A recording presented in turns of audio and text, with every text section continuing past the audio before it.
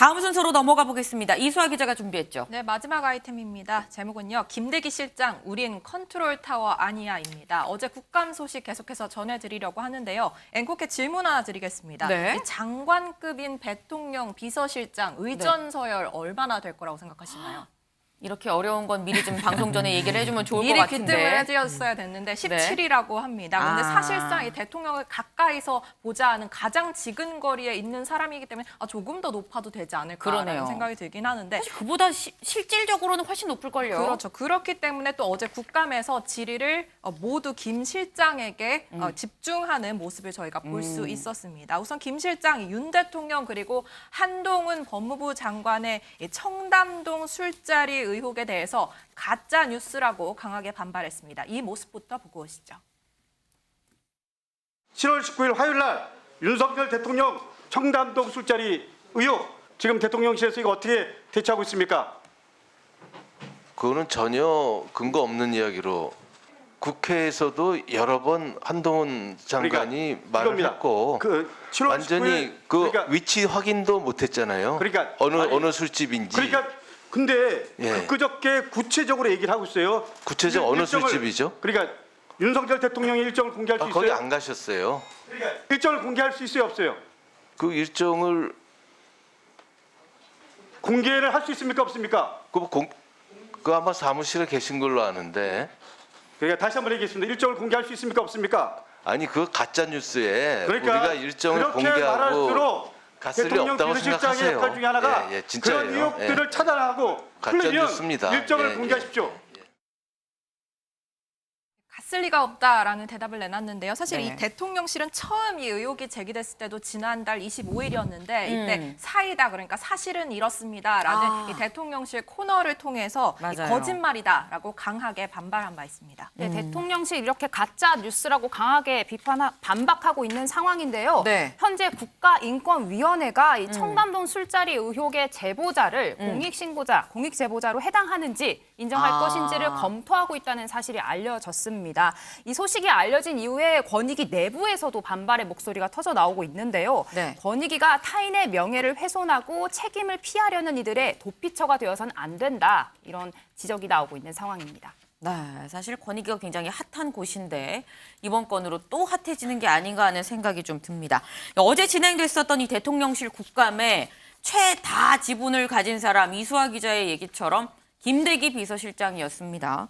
이 정부 김 실장한테만 좀 질의를 했는데 보니까 김 실장이 청담동 술자리 얘기 말고 굉장히 좀 많은 얘기를 했더라고요. 네, 저희 발제 제목이었죠. 이 국정상황실은 대통령 참모 조직이지 이 컨트롤 타워가 아니다라는 발언을 해서 논란이 되고 있습니다. 영상 역시 보고 오시죠. 신속히 보고하지 않은 경찰의 문제도 있지만 이런 엉망인 보고 시스템을 운영 관리하고는 대통령실과 국정상황실에서도 반드시 책임을 져야 된다고 하는데 동의하시죠? 그 점은 좀 동의하기가 어렵네요. 예.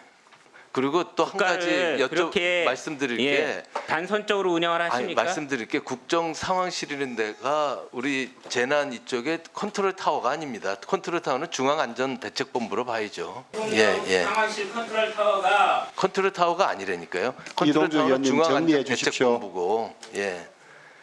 국정 상황실은 대통령의 참모 조직입니다. 대한민국의 재난 컨트롤 타워가 아닙니다. 네, 여기에 더해서 이 국정상황실은 당시 대처를 아주 잘했다고 본다. 이 국정상황실에 사람도 몇 명 없는데 어떻게 다 챙기냐라는 일종의 볼멘 소리까지 나왔습니다. 그런데 이 김 비서실장의 이런 발언, 얼마 전 윤 대통령의 발언과 조금 결이 다릅니다. 윤 대통령의 비공개 회의 내용이 모두 공개됐던 그제 국가안전시스템 회의에서의 발언 저희가 가져와 봤습니다. 이 재난의 컨트롤 타워, 안전의 컨트롤 타워는 대통령이 맞습니다. 모든 국가 그 위험과 사무의 컨트롤 타워는 대통령이에요. 근데 이것이 얼마나 효과적으로 이루어질 수 있도록 보고 체계나 이런 것들이 신속하게 되느냐. 네. 김준일 대표님. 예. 지금 윤 대통령과 김대기 비서실장의 말이 다릅니다. 어떻게 보십니까? 일단 김대기 실장의 말이 맞는 부분이 있죠. 왜냐하면은 법적으로나 권한적으로 보면은 중대본이 네. 이제 컨트롤 타워가 맞습니다. 다만 심각한 아주 뭐 세월호라든지 이런 것들이 벌어졌을 때는 직접 대통령이 지휘를 하고 상황실이 사실상 컨트롤 타워 역할을 해왔던 것도 맞기 때문에 윤석열 대통령 말도 맞습니다. 근데 지금 김대기 실장이 저 상황에서 중대본이 컨트롤 타워라고 얘기를 하면 이거는 면피성 발언으로밖에 안 보이는 거예요. 이런 네. 심각한 상황에서는 어쨌든 우리가 컨트롤 타워는 아니지만은 해약하겠습니다. 그러니까 우리가 부족한 점이 있었습니다. 이렇게 인정을 하는 것이 맞는 어떤 정치적 레토릭인 거죠. 네.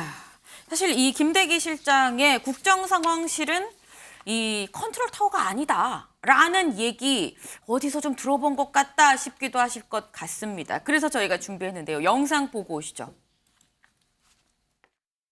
지금도 청와대가 국가 재난 컨트롤 타워가 아니라고 생각하십니까?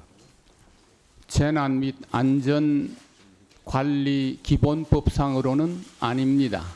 는 안전행정부가 본부입니다. 재난. 이 세월호 참사 대통령으로서 임무와 역할을 제대로 했다고 보십니까? 대통령께서는 대통령이 하실 수 있는 최선을 다했다고 생각을 합니다. 다만 이런 참사가 결과적으로 일어난 데 대해서는 대통령께서도 매우 안타까워하십니다. 지금 이 방역의 기획과 집행과 이런 모든 것은 청와대가 위에 있어서 이렇게 해라 저렇게 해라 하는 시스템이 아닙니다. 김호란 방역기획관은 컨트롤 타워의 역할이 아니라 그런 컨트롤 타워를 하는 각 그 정부의 기구들 이런 것 기구들과 청와대의 가교 역할을 충실히 하면서 청와대가 상황을 정확하게 파악할 수 있도록 하는 가교 역할이지 그런 어떤 부서들을 통제하고 컨트롤하는 그런 역할이 아닙니다.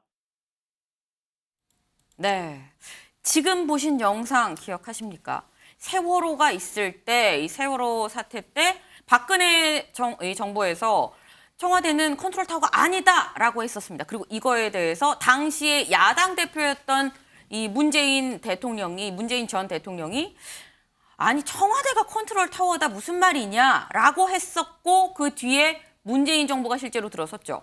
문재인 정부에서 코로나 재난으로 봐서 재난 지원금도 지급을 했었는데 코로나 관련해서 지금 보신 것처럼 또 박수현 수석 이 청와대가 컨트롤 타워가 아니다라고 얘기를 하는 모습입니다. 장해찬 이사장님.